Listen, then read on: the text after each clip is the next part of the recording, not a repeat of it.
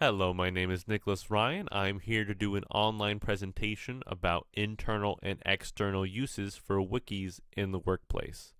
A little bit about me. I am a student here at Everett Community College. I am a computer engineering major. I am also working as an orderly at Swedish Edmunds Hospital. Now, the primary reason for this presentation is to showcase to employees what wikis are and why they are useful, so that they can show their bosses or managers to help implement them into their workplace. The secondary reason for this presentation is to showcase some good practices for creators and some justifications for those creators to create the wiki in the first place. Now, real quick, side tangent. It's important to pronounce wiki consistently so you're not distracted by it. I say it by combining wick from candlewick and key from a lock and key. I combine them at the letter K and I get wiki. Some working definitions for this presentation. 1. Wiki. It's just a collection of information for easy reference by a group. Knowledge management is essentially consolidating a bunch of information into a single source, where an internal wiki is used to manage the knowledge within a team. So it's basically a small wiki to implement knowledge management.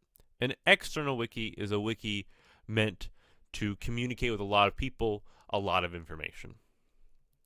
Some key differences between internal and external wikis is size. Internal wikis are much smaller due to their narrow focus and small number of contributors, or on the flip side, external wikis are larger due to a broader focus and a larger number of contributors.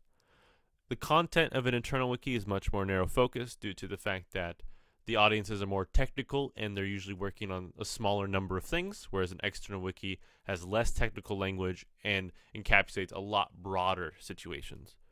The editors involved with these wikis: 1, the internal wiki has a smaller number of editors since there are a smaller number of contributors, and external wikis have a larger number of editors since they have a larger number of contributors. And the audience for these, the internal wiki has a more narrow audience and a smaller audience, and an external wiki has a larger, broader audience. Internal wikis are useful to implement knowledge management within a team, such as, let's say you are part of a team designing task management software, and you both are trying to design a similar feature since you don't know if that feature is implemented yet. That's duplicating work and it's not very efficient. If you had a wiki, you could start a post saying that you're working on it, and then someone else won't start working on it since you're already implementing it, or you can work in tandem.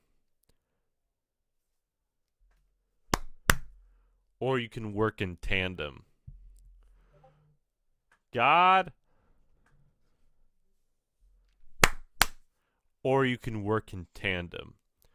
This is more efficient organization, and it even allows for more efficient training due to the fact that you have this vast reservoir of knowledge you can direct people to.